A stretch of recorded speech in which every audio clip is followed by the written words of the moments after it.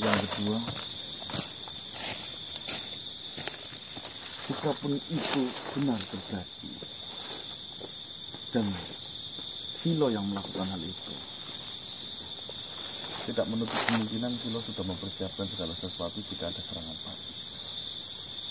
Saya paham betul watak dari Silo. Saya tidak mau pertempuran saudara terulang kembali. Jadi mohon maaf banget, bukannya saya membela teman saya. Namun, menurut saya yang terbaik, jikapun Baliko sudah tidak bisa berbicara lagi, itu adalah suatu hukuman bagi Baliko yang telah melanggar sebuah aturan dari agama. Tapi saya kembalikan lagi kepada Tuan Ratu Suli. Jika panjenengan mantap ketika membalaskan dendam, saya juga tidak menahan dan saya juga tidak membiarkan. Tapi berpikirlah secara baik-baik terlebih dahulu. Lagi pula, menurut saya Tuan Ratu Suli,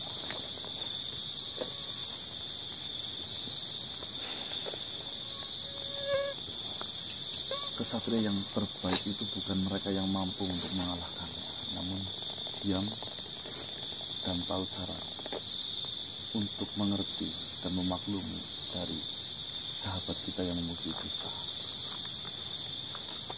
Manusia, mungkin saya bisa saja menerima dari saranmu untuk tidak melakukan balas dendam tersebut. Tetapi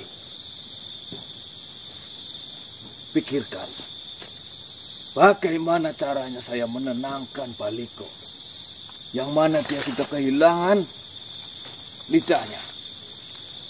Sehingga dari kejadian, dia tidak memiliki lidah ataupun lidahnya dipotong. Dia tidak bisa berbicara. Untuk mengadu, untuk meminta sesuatu kepada saya saja, dia kesulitan untuk berbicara. Lalu, maunya Tuan Ratu Suli bagaimana? Tetap membalaskan dendam? Saya akan menerima saran darimu. Saya tidak akan melakukan balas dendam itu. Namun, saya meminta tolong kepadamu. Kau yang sekaum dengan sahabatmu yang bernama Silo itu. Saya harap kau mampu untuk menuntunnya kembali kepada jalan yang benar.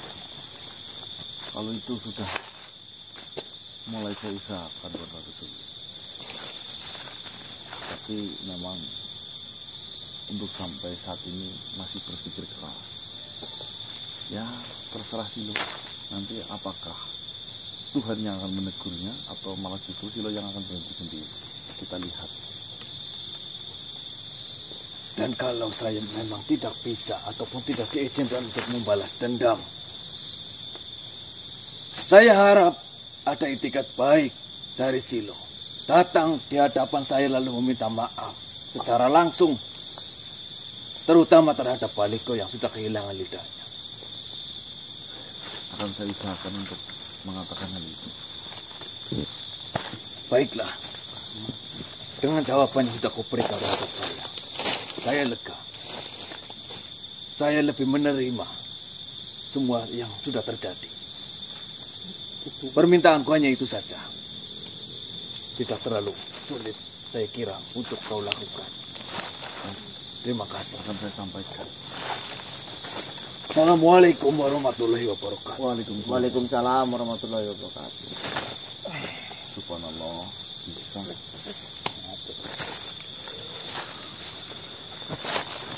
Si Baliko lidahnya terpotong ya teman-teman ya. Karman Karman ya. Karma gue.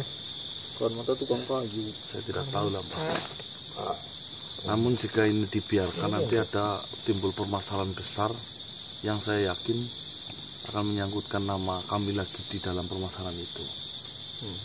Dan perpecahan akan timbul lagi dan korban akan semakin banyak lagi.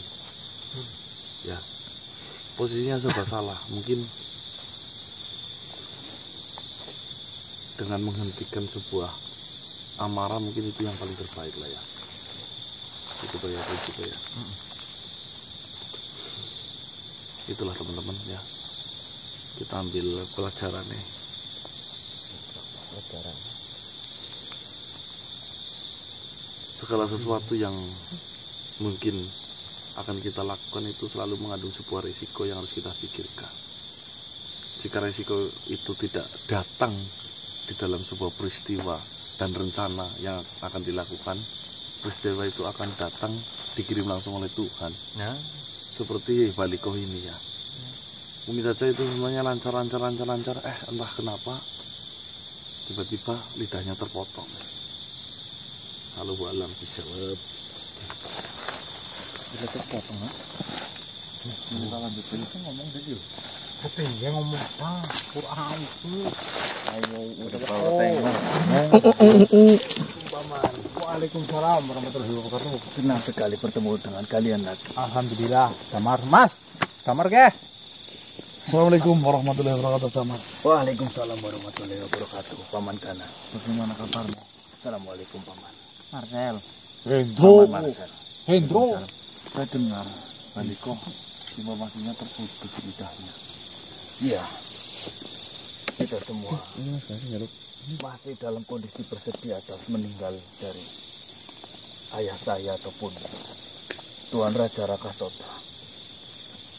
Dan sekarang kami harus mendengar bahwasanya Baliko ataupun anak dari Tuan Raja Paman Ratu Suli harus kehilangan lidahnya. Sekarang dia tidak bisa berbicara. Seperti ini, Paman Kana. Mohon maaf sebelumnya bila mana saya mengganggu waktu dari Paman Kana. Silakan. Mungkin ada yang mau dibicarakan? Ya, saya ingin meminta pendapat kepada Paman Kana. Mungkin pendapat dari Paman Kana akan menyelesaikan masalah yang sedang ada.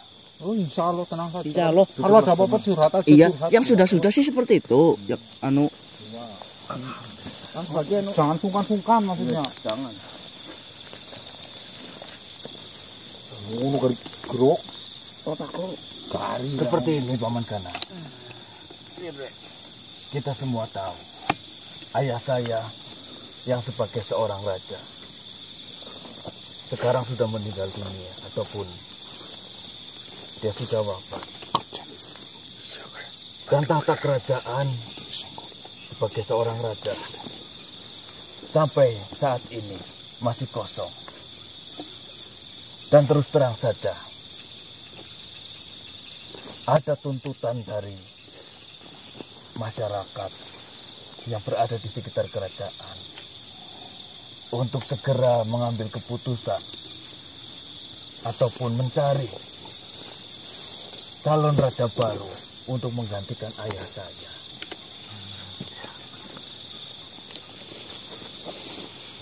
Di sini saya bingung